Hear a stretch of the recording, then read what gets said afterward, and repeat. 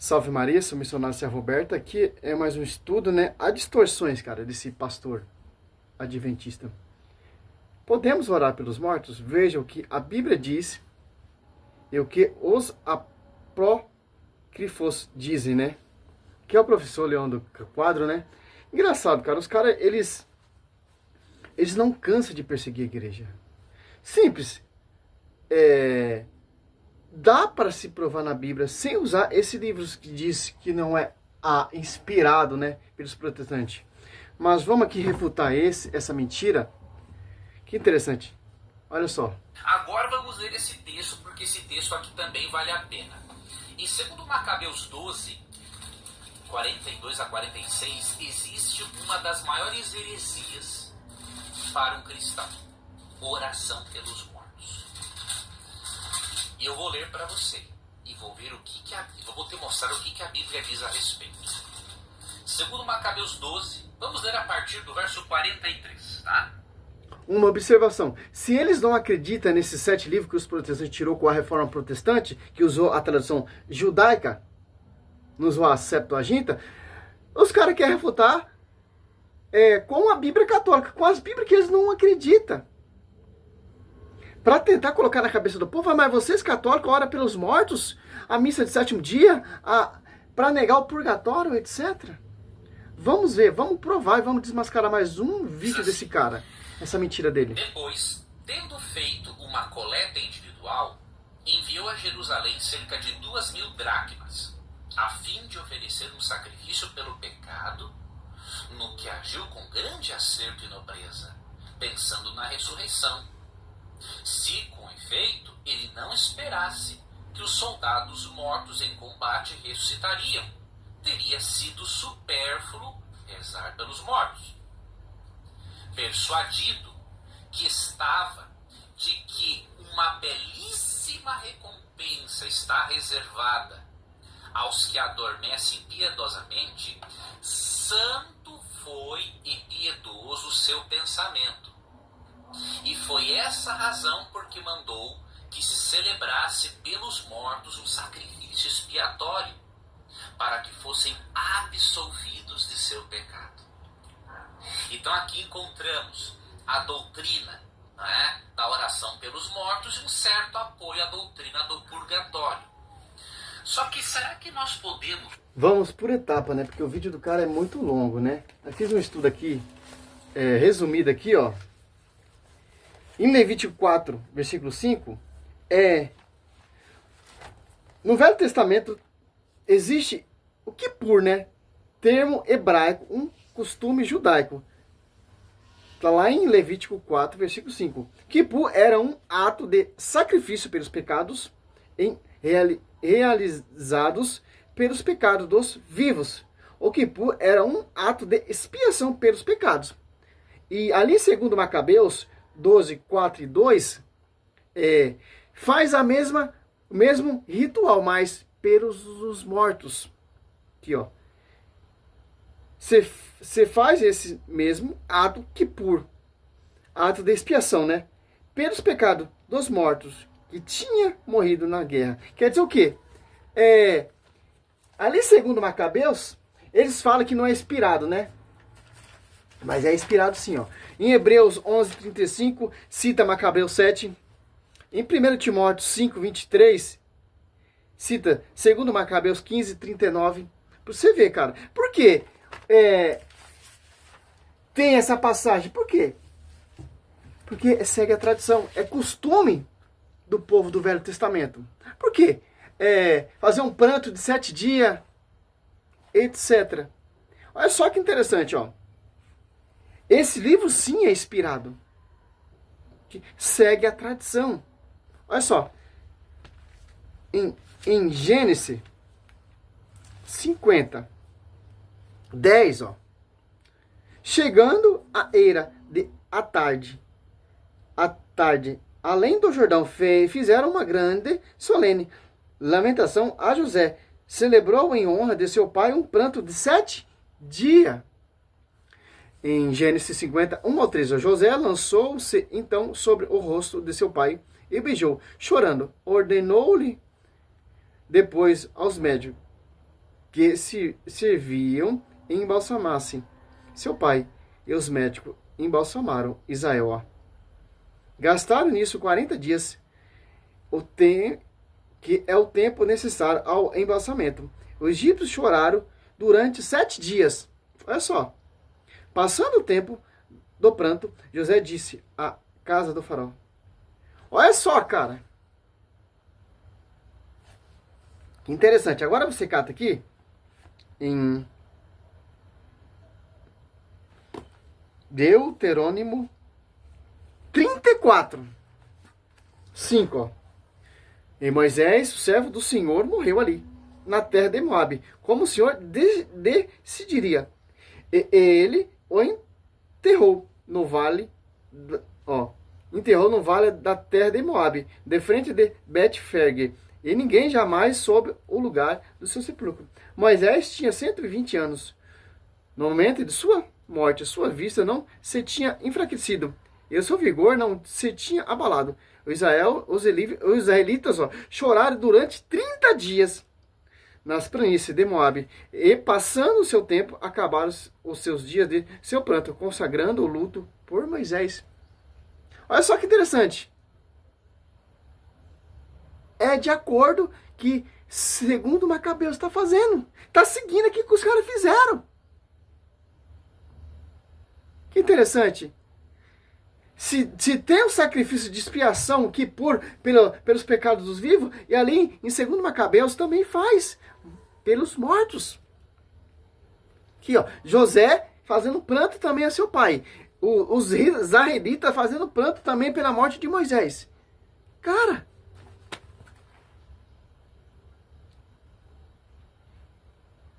por quê, cara? Essas igrejas protestantes querem afrontar a doutrina da igreja.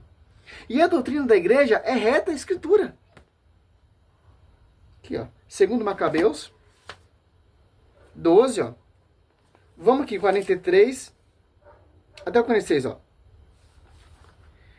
Em seguida, organizou uma coleta, enviando a Jerusalém cerca de 10.000 dracmas para que se oferecesse um sacrifício pelo pecado. Belo santo modo de agir, descorrente de sua crença na ressurreição. Pois se ele não julgasse que os mortos ressuscitariam, teria sido em vão, ou se superfluo rezar por eles. Mas se ele acreditava que uma beleza recompensa aguardasse os que morreram piedosamente. Esse era um bom religioso pensamento. Eis que ele pediu um sacrifício expiatório para os mortos fosse livres de sua culpa. Ó. Tinha um sacrifício expiatório, o Kippur, para os vivos, pecados vivos, e aqui está fazendo um sacrifício de expiação pelos mortos. Agora, em Cristo, quem arde sobre as almas desses mortos é o sangue de Cristo. Que interessante. Que é a Santa Missa. Quando você vai na igreja ali, é intenção pela alma da fulano ciclano. É a missa do 7º dia para o fulano ciclano, porque é membro desse corpo místico, membro da comunidade. Por isso que é a missa do corpo presente. Vamos mais. Aqui já deu. Por isso que o 2 Macabeus ali, 12, está citando. Porque em Gênesis 50, em Deuteronômio 40 também faz isso. Olha só. Só que será que nós podemos orar pelos mortos de acordo com a Bíblia? Vamos ler aqui um texto. Isaías 38, 18 e 19. Há muitos outros textos que poderíamos citar, mas óbvio, eu vou citando aqui para vocês. Me mostra esses textos. Não tem, meu querido. Para nós não demorarmos muito. Tá? Isaías 38, 18 e 19, eu vou ler aqui na tradução Ave Maria, que diz o seguinte. Aqui na Ave Maria, o texto está nas versões, nos versos 20 e 21, tá? Na Almeida atualizada, 18 e 19, tá? Uma pequena divisão aqui, uma diferença de divisão de versículos, tá bom? Com efeito, não é a morada dos mortos que vos louvará, nem a morte que vos celebrará. Aqui é Isaías falando a Deus, não é? O que desce à sepultura não espera mais em vossa bondade. Então ele não pode ser beneficiado com uma oração, porque o que desce à sepultura não espera mais pela bondade de Deus. Quem está vivo. Interessante, simples. O Isaías está falando assim, quem desce à sepultura não pode fazer mais nada. Já acabou seu tempo. O que ele poderia ter feito aqui na terra. Mas a gente possamos orar para essa pessoa. Ela não pode fazer nada. Mas a sua oração pode fazer um ato de oração, é um ato de caridade, é um ato de amor. Interessante. Possamos sim. Somente quem está vivo pode louvar-nos, como hoje eu o faço. Interessante, o texto deixa bem simples e explicado. Ó, Isaías. Só quem pode louvar é quem está vivo. Morto não pode louvar.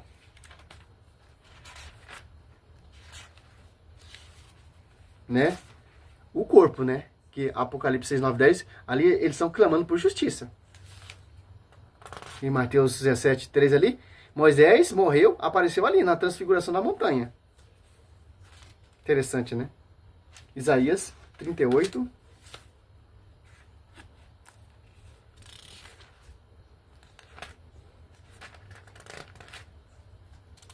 (18, 19). Aqui, ó. Com efeito, não é a morada dos mortos que vos louvará, ó, nem a morte que vos celebrará. O que desce à sepultura não espera mais em vossa bondade. Quem está vivo, somente quem está vivo pode louvar-vos, como eu faço hoje, ó. O Pai dá a conhecer a seu Filho vossa felicidade diante da casa do Senhor. Olha que interessante. É simples, ele está tentando distorcer. Por quê? Para colocar a sua doutrina para negar ali, segundo Macabeus 4, 42. Para falar para o povo que aquele que morre não pode fazer mais nada. Claro que não pode nem louvar. É isso que o texto está falando. Interessante, ali se você for meditar a palavra em Lucas 16 ali, morre o rico, vai para o inferno. Morre o mendigo, vai para a glória. Ali você vê o ambos tendo consciência do que está acontecendo. O pobre lá no céu e o rico lá no inferno. E sabia o que estava acontecendo lá na casa dele. Interessante, mas vamos mais lá, vamos mais. Esse aqui ele não prova nada. Eu o faço. E por quê? Que o morto, ele não pode, né, receber alguma coisa de Deus enquanto estiver morto. Porque Eclesiastes 9, versos 5, 6 e 10 ensinam que a morte é um estado de inconsciência. O que dizem esses textos? Eclesiastes 9, versos 5, 6 e 10 dizem assim: porque os vivos sabem que hão de morrer, porém os mortos não sabem coisa nenhuma. Nem tampouco terão eles recompensa, porque a sua memória jaz no esquecimento. Amor, ódio, inveja para eles já pereceram. Para sempre não tem parte em coisa alguma do que se faz debaixo do sol. Então, mesmo orando, Aqui ele atropelou. Aqui ele se perdeu, cara. Ó. Eclesiástico. Tá falando do quê? Da morte do corpo. O corpo tá consciente. E a alma? Eclesiástico. Aqui, ó. 9. Vários protestantes usam esse versículo para negar isso.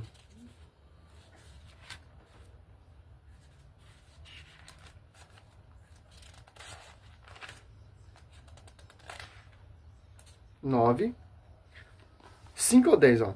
Com efeito, os vivos sabem que hão de morrer, mas os mortos de nada sabem. Para ele não há mais recompensa, porque sua lembrança já no esquecimento. O amor, o ódio, a inveja acabaram, não terão mais parte alguma para o futuro e no que faz debaixo do sol. Quer dizer o que? Aqui está falando da morte do corpo. Interessante. Olha só, se você for prestar atenção, Moisés morreu, certo? E Moisés aparecendo aqui, ó. 3. Mateus 17, 3, ó.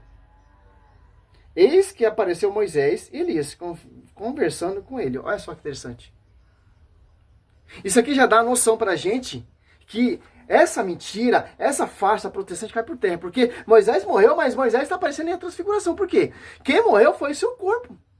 O seu corpo nada sabe. O seu corpo está consciente. Mas sua alma, seu espírito, seu vigor está lá na glória. E aparece para Cristo, para mostrar pra gente que aquele que morre buscando o Senhor Jesus Cristo tem uma recompensa, cara. Sim, se você morrer na santidade, você vai direto. Como diz, os mártires vai direto. Mas se você buscar a sua vida toda santidade, no finalzinho você atropela, Deus não vai te mandar para o inferno. Vai passar por esse fogo que vai te purificar. Em 1 Coríntios 3 ali, em diante. Vai passar pelo fogo. Que interessante, ó. É isso que esses caras não entendem, cara. 3, em 1 Coríntios 3. Aqui, ó. 13, ó. É isso que, segundo Macabeus 42, compreendeu. É uma recompensa, tem uma recompensa, cara. Porque eles morreram fazendo o quê? Trabalhando para Deus, em serviço do quê? Da obra para Deus, de Deus. Eles erraram, catando aquele ídolo. Mas Deus vai condenar ele, Deus vai colocar ele no inferno por causa disso? Não. Vai passar pelo fogo. Aqui, ó. E essa evidência do purgatório tem tanto no Velho Testamento e no Novo Testamento. Tem como se provar assim, ô pastor. A obra de cada um aparecerá o dia do julgamento. Ó. Irá demonstrá-lo, será descoberto pelo fogo. O fogo provará o que vale o trabalho de cada um. Ó. O que estava fazendo ali, segundo Macabeus 42? Interessante, né? Se a construção resistir, o construtor receberá a recompensa. Ó. Olha só. Direto. Se pegar fogo, arcará com danos. Ele será salvo. Passando, de alguma maneira, através do fogo. Por isso, segundo Macabeus ali, que fizeram uma expiação de sacrifício pelas almas daqueles mortos. O Kippur, né? Esse termo judaico, né? Por quê? Por expiação de purificação aos mortos. Interessante. É costume do povo. Velho Testamento. Velho Testamentário.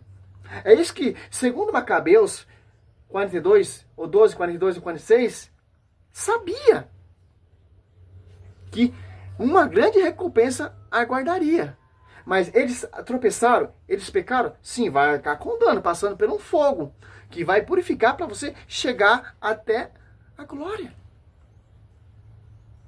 Que interessante.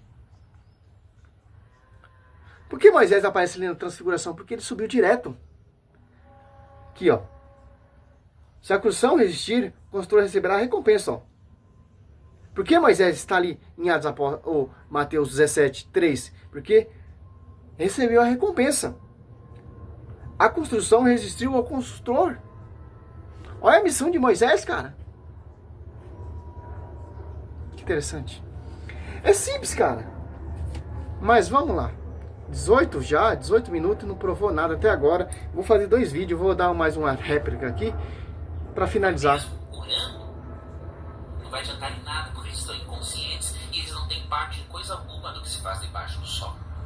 E aí no verso 10 diz assim: tudo quanto te vier a mão para fazer, faz-o conforme as tuas forças, porque no além para onde tu vai, não há obra, nem projetos, nem conhecimento, nem sabedoria alguma. Então a oração pelos mortos é uma heresia. Aonde, pastor? Porque de acordo com 2 Coríntios 6:2 e Hebreus 3, 12 a 15, oportunidade de salvação é só em vida. Vamos finalizar esse vídeo aqui? Então, o apóstolo Paulo, ele é um herege. Não possamos orar pelos mortos. Então, o que o apóstolo Paulo está fazendo ali é uma heresia. Em 2 Timóteo. Aqui, quando você mostra esse versículo para um protestante, Aí você vê como a igreja ela é rica e só a igreja segue a escritura. Com esses argumentos, com esses vídeos, aí não prova nada. Ó. Não pode orar pelos mortos? Então, o professor, então vamos aqui na escritura. Na palavra de Deus. 2 Timóteo.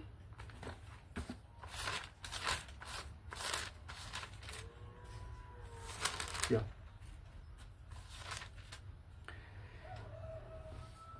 Um 16, ó. Paulo orando pelo seu amigo falecido. Então é um morto. Por que Paulo está fazendo isso? Porque ele conhece essa passagem. Segundo Macabeus 12, 46 e 42, 46. Paulo conhece os Velho Testamento, a Torá. Certo?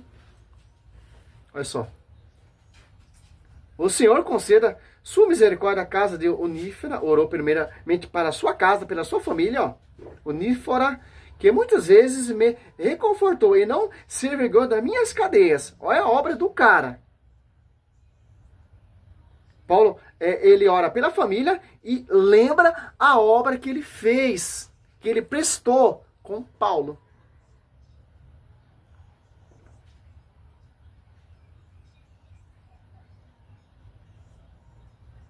O Senhor conceda misericórdia à casa de Onífera, que muitas vezes me reconfortou e não se envergonhou das minhas cadeias. Pelo contrário, quando veio a Roma, procurou-me com solidez e me encontrou. Olha, o Senhor conceda, olha ele orando aqui agora, o pastor.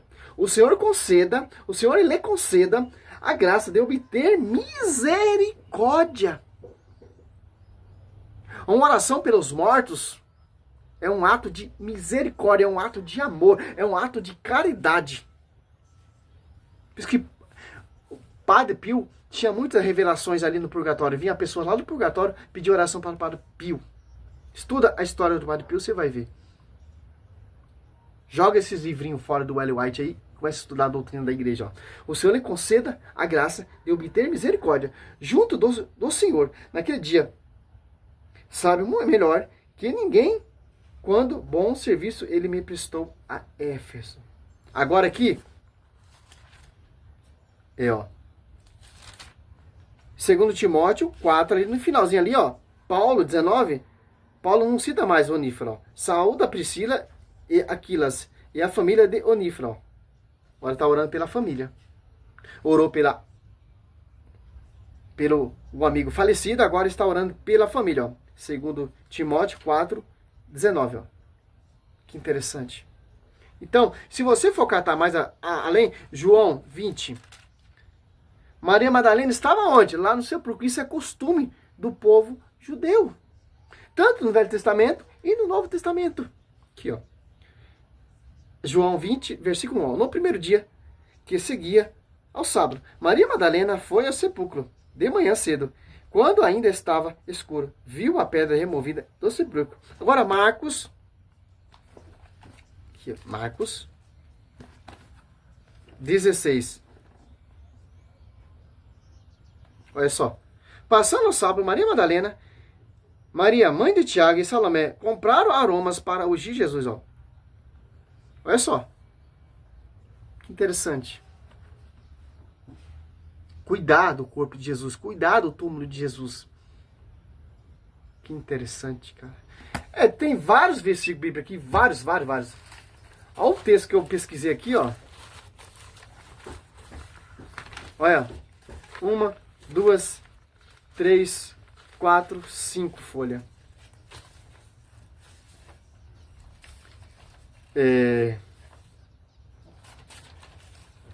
Mateus 28, 1.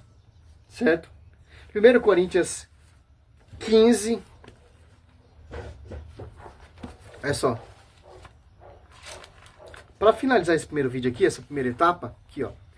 1 Coríntios 15, 16. Pois seus mortos ressuscitam, também Cristo não ressuscitou. E se Cristo não ressuscitou, é inútil a vossa fé. E ainda estáis em vossos pecados? Olha só que interessante. Ô João 11, 25, 26. Olha só.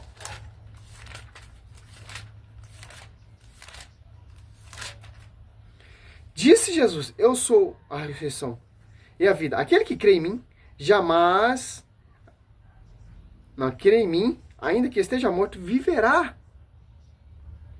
E todo aquele que crê em mim jamais morrerá. Crê nisso? Quem morre é o corpo. Interessante. Salve Maria, esse aqui é o primeiro vídeo. Glória a Deus, aleluia.